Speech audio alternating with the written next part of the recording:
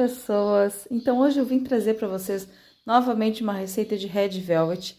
Aqui eu tenho um toquezinho especial, fiz uma modificada aqui na nossa receita. Já tem aqui no canal, vou deixar aqui nos cards, tá? Bom, o que a gente tem que começar fazendo? Vamos tornar o nosso leite azedo, entre aspas, né? Vou botar o nome certinho aqui embaixo para vocês. Bom, primeiro a gente tem que medir. Essa receita, quase toda ela é feita em gramas, tá? Então, precisa ter uma balancinha, vai ser mais fácil. Na confeitaria precisa pesar tudo, tá? Então, a gente vai colocar o leite, são 180 gramas de leite, tá? Tem que ser em gramas, tá bom?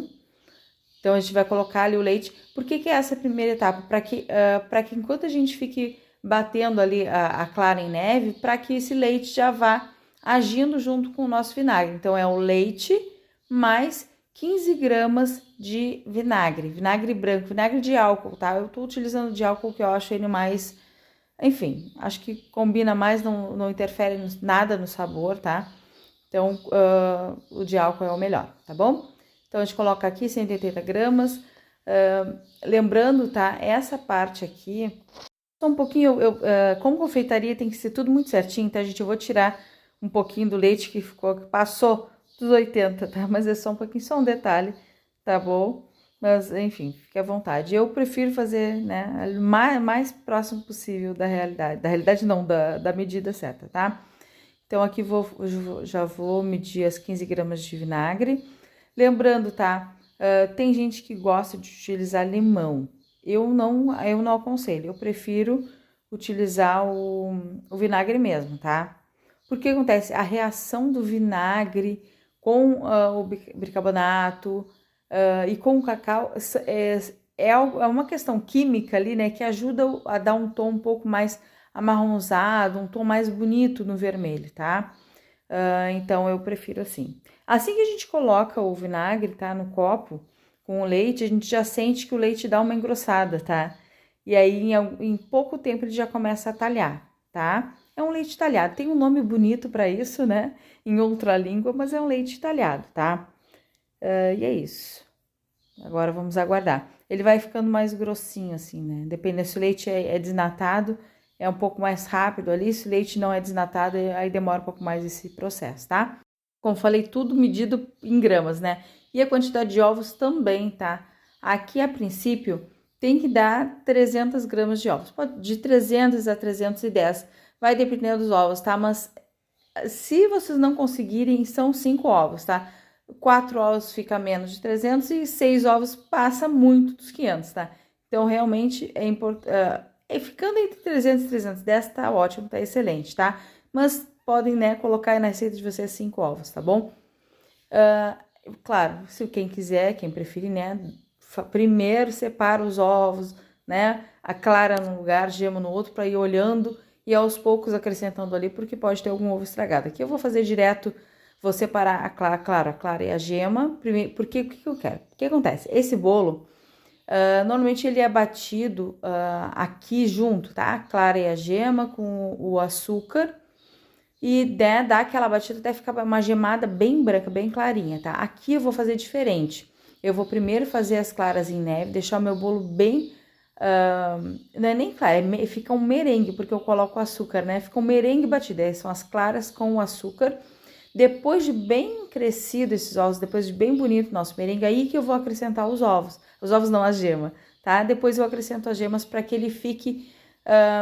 claro, ela fica incorporada, mas eu não vou diminuir a minha aeração ali das claras, tá? Então, aqui apenas tô separando, não tô, quem gosta, quem prefere tirar a película do ovo, fique à vontade, retirem, e eu acabo não tirando, até porque não é muito ovo, né? São poucos ovos, então um pouquinho de essência de baunilha já ajuda, e não fica com sabor muito forte de ovo não, tá? Bom, então aqui a gente tá separando, lembrando aqui, né, cuidado, não pode cair nenhuma gotinha de gema, tá? Nada, se furar, já, né, muda o jeito de fazer a receita, já pega uma receita que pode bater todo o ovo junto, tá? Porque se cair um pouquinho de gema, não faz o nosso merengue de jeito nenhum, não crescem as claras, tá? Então, essa é uma dica que às vezes algumas pessoas não conhecem, estão começando, nunca tiveram esse problema, mas... Enfim, se acontecer de cair um pouquinho de gema, não vai dar certo, tá? O merengue não cresce, as claras não batem como poderiam bater, tá? Claro, se é muito pouquinho, ok, né? Pode ser que dê certo, mas aqui no caso nunca deu certo. Eu sempre tive que, mudar a receita porque não nevou, né? Então é isso, tá? Vamos separando aqui certinho. O açúcar eu coloco todo nessa etapa, tá? Esse início é parecido com aquele bolo nuvem, que tá tá um pouco na moda, né?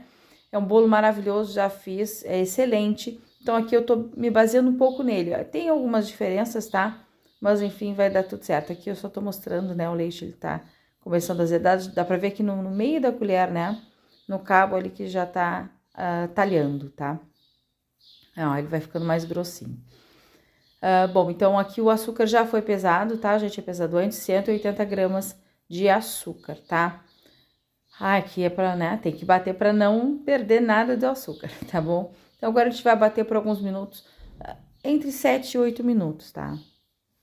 Lembrando que quem quiser bater primeiro a clara, pode bater, tá? Bate a clara um pouquinho, até ela ficar espumando. Depois que ela ficar espumando, tipo como se fosse espuma de detergente, sabe? Aí vocês colocam açúcar. Eu coloco tudo junto, não faz diferença. Pelo menos eu não percebo, tá? E aqui eu também coloquei a essência de baunilha, tá bom? Uma colherinha só. Uma colherinha de chá, tá? Chá ou de sobremesa.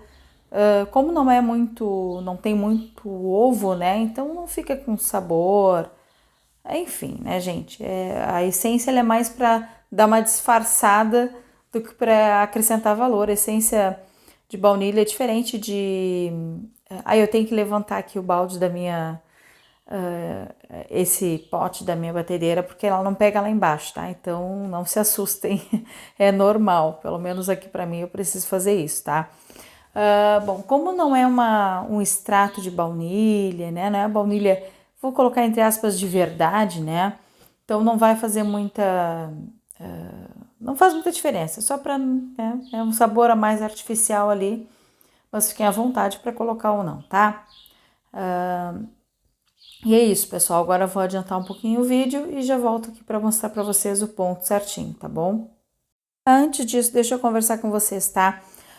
O bolo original, ele surgiu a partir da mistura do cacau com o bicarbonato, tá? Essa mistura, com o vinagre também, né? Com o ácido. Essa mistura desses três ingredientes já deixa o bolo com um tom marronzinho, vamos dizer assim, né? Um marrom mais avermelhado. É uma questão de reação química, tá? Só que hoje em dia, bom, eu, por exemplo, estou usando cacau 32%. Tem gente que usa o 100%, 50%. Eu acredito que quanto mais, se for o 100%, junto com o bicarbonato, e junto, hoje, por exemplo, eu não tenho bicarbonato para colocar. Não vai fazer diferença, só a cor não vai ficar tão viva, tá? Mas para quem tiver aí, aqui eu tô tentando dar um jeito para não precisar segurar, mas não adianta. Enfim, vocês podem utilizar o 100%, 50%, quanto mais cacau tiver, mais essa reação química vai acontecer. Mas eu nunca consegui deixar um vermelho red velvet realmente sem o corante, tá? Tem quem faça com a beterraba, só que precisa de muita beterraba, dá muito trabalho para conseguir o extrato, para conseguir a quantidade para deixar um vermelho bem bonito mesmo, tá? Então eu acabo preferindo usar o corante, não fica com sabor amargo, não fica ruim, tá? Tá bem? Bom, e aqui tem que bater bastante mesmo, tá? Tem que ficar bem alto. Eu não sei se vocês já viram aquela receita de...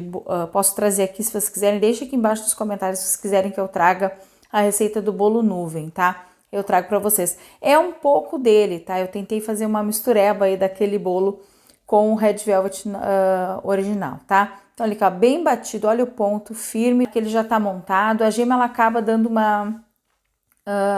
deixa esse merengue um pouco mais molinho, tá? Então eu prefiro colocar agora, porque eu acho que demora mais para chegar no ponto certo, enfim. Prefiro colocar nesse momento, tá? Fiquem à vontade. Vocês podem bater essa gema com um pouquinho do açúcar, por exemplo, ao invés de colocar todo o açúcar, né? Para bater junto com essa clara, vocês podem separar metade para clara e metade para gema. E só dar uma batidinha até desmanchar todo o açúcar com a gema, tá? Ou podem fazer assim também, não tem diferença. Eu, pelo menos, não vi diferença nenhuma e assim fica perfeito também, tá bom? Aí só bate mais um pouquinho para incorporar aqui essa gema. Eu gosto de colocar também o corante nesse momento. Por quê? Se a gente for deixar para colocar o corante só depois, no final, com a massa, com a farinha, com o cacau já, eu acho que acaba tirando um pouco da aeração, né? O que acontece? Vai crescendo porque vai enchendo de ar o nosso merengue, né? Então, quando a gente começa a mexer muito com a farinha, além de ativar muito o glúten, porque a gente vai precisar mexer mais, né? O corante precisa mexer, dissolver bem. E quando eu coloco junto com a farinha, eu acho que ele demora mais para dissolver, eu tenho que mexer mais a minha massa, ativar mais o glúten. Então, eu prefiro colocar nesse momento o corante, tá? Esse é um passo diferente, é algo, vamos dizer assim, autoral, tá? Porque eu não vi ninguém falando disso, mas eu acho que faz toda a diferença para a massa ficar mais fofinha, colocar o corante antes de colocar a farinha, tá? Mas fiquem à vontade, quem quiser colocar depois, para ver o tom que ficou com o cacau, né? Porque acontece, o cacau, quanto mais forte ele for, dá um tomzinho mais marrom, mais rápido, tá? Então, com o corante, talvez mais rápido vocês consigam aí chegar no tom certo. E eu aconselho já colocar bastante, no sentido de assim, ó, talvez nem precisar muito, tá? Acrescentar mais. Eu coloquei 3, já adianto para vocês, como eu tô gravando depois, né, o áudio em cima do vídeo, eu digo que eu vou precisar colocar mais umas 2 apertadinhas, vamos dizer assim, tá?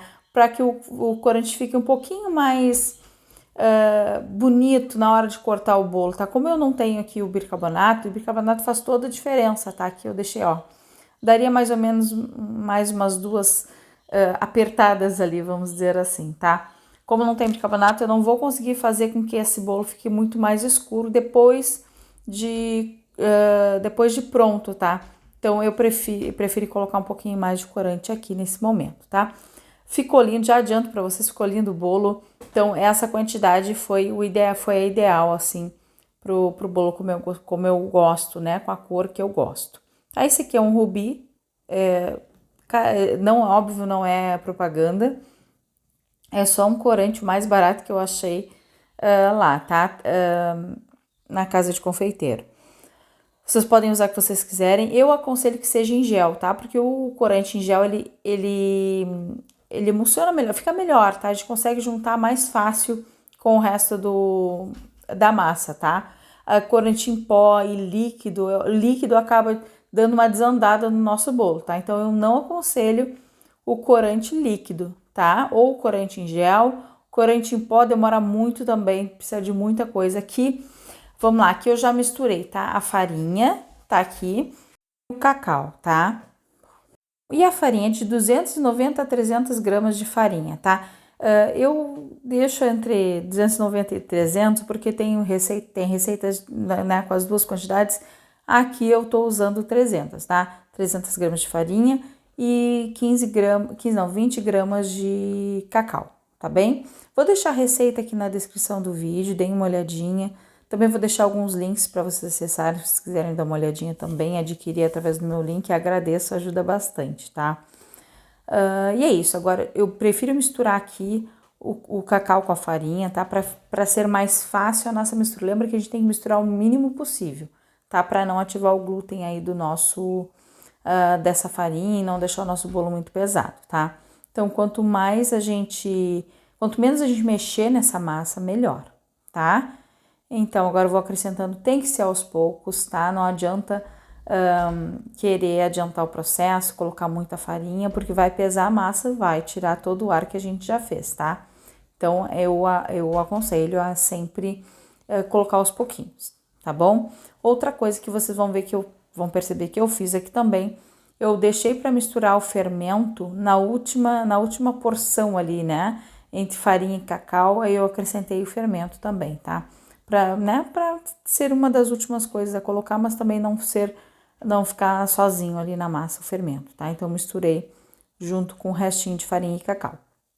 Então, aqui agora vocês vão misturar, tem que ser de forma delicada, vocês podem usar o fouet, ou vocês podem usar uma espátula, né, normal, assim, desde que vocês não fiquem fazendo muitos movimentos. É importante que esse movimento sempre seja circular vocês passem muito bem seja a espátula ou o fouet lá no fundo do nosso bowl, porque lá no fundo às vezes não incorpora farinha, ou então fica um blocão de farinha lá embaixo e a gente não percebe, tá? Então eu gosto de fazer isso, né? Eu levanto com o fouet e dou uma leve sacudida para ir caindo aquela farinha e ela ir incorporando aos poucos, tá? Não adianta bater muito, tá? Então eu coloco a primeira parte de farinha, acrescento o nosso leite talhado, tá? Que foi o que a gente fez lá no início. E aí sim, agora também a gente precisa mexer muito bem, porque esse líquido ele vai todo lá para baixo do nosso bowl. Se a gente está usando esse fouet, ele não vai, olha aqui, ó, viu como sempre tem um pouco de farinha ali que a gente não percebe, né? Então tem que mexer, tem que ir lá embaixo buscar esse leite e buscar qualquer quantidade de pó que tenha ficado solto lá, tá? Então agora eu vou dividir, deu mais ou menos mais ou menos não, deu 3 vezes, eu particionei em 3 vezes essa nossa farinha com cacau, tá? Quando a gente vai colocando e percebe que não baixou a nossa massa, tá bom, tá? Não dá para deixar baixar, tá? Aqui a mesma coisa, tá? Vamos fazendo esse movimento. Lembra que agora foi colocado leite, então tem que ir lá embaixo catar esse leite que a gente colocou, tá? E dar essa misturada, porque o que acontece? Às vezes a gente não consegue pegar esse leite que ficou lá embaixo e quando a gente vai despejar na forma aí não tem mais o que fazer, né? A gente vê que ficou um monte de leite, um monte de líquido no fundo da massa e aí não tem o que fazer, vai cair ali naquela forma, enfim, a gente só tem que colocar no forno né, e pedir que Deus ajude. Então mexam bem nesse momento, tá? Olha só como vai ficando ali os pedacinhos de massa, né, que vai sendo, enfim, que vai ficando junto com o líquido, mas com o líquido não, com a massa e não se mistura, né? Então tem que ficar fazendo essa misturinha. A gente vai perceber que na terceira vez, né, na última vez que a gente for incorporar essa farinha com cacau, a gente vai ver que ela vai ficar um pouco mais densa essa massa e não tem problema, tá? O importante é que a gente vá fazendo isso aos poucos, tá bom? No final sempre dá uma baixadinha, é muito difícil não dar, tá? Essa reduzida na nossa massa, na nossa aeração, tá bom? Mas é isso, né? Infelizmente, por isso que nessa aqui a gente precisa colocar, diferente do pão de ló, nessa aqui a gente precisa colocar o fermento também, tá? Então aqui, né, só mostrando que eu vou colocar já o fermento nesse restinho de farinha, tá? Aqui, lembrando, né, para quem não sabe, as tampinhas dos fermentos, elas já representariam, né, uma colher de sopa, mas eu nunca testei, não confio, então eu vou lá e coloco uma colher de sopa bem cheia, tá? Essa colher, né, sempre mais um pouquinho, mas não dá para botar muito fermento, tá? Senão altera o sabor, não fica muito legal, não fica muito bom. Aqui só uma mexidinha rapidinho para não colocar o fermento puro ali na nossa massa, tá? E é isso, pessoal, agora é só mexer esse finalzinho e colocar para assar. O assamento, tá? Eu sugiro que vocês deixem o forno ali entre 170 e 180 graus, tá? Não dá para deixar muito baixo, mas também não pode ser muito rápido esse cozimento, tá? E outra coisa, dependendo da forma, se ela for uma forma muito alta, pequena e alta, deixem uns 50 minutos, tá? Esse bolo aqui no forno. Se for uma forma mais larga, quadrada, um pouco maior, né? Que eu sei que não subiu, não ficou, né?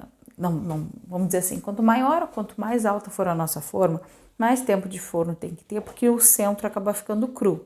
Muita gente reclama disso, acaba se perdendo. Então, tem que deixar no mínimo 50 minutos, bota aí a 160 graus, enfim, para não queimar o bolo de vocês, tá? Mas eu aconselho colocar aí até no máximo ali 180. Não ultrapassem disso, tem que ser um cozimento lento, tá? E se a forma for mais baixinha, a única diferença é que deve demorar uns 40, 45 minutos, tá bom? E é isso, pessoal. Agora vai pro forno e depois eu venho mostrar para vocês a finalização, esse bolo finalizado, a massa. Enfim, o bolo já cortadinho para vocês, tá? Outro dia, se vocês quiserem, podem perguntar aqui nos comentários, né? Eu não fiz o creme de queijo, tá? O creme original que o pessoal utiliza no Red Velvet. Eu usei um creme belga, na verdade um diplomata, porque eu coloquei um chocolate branco junto.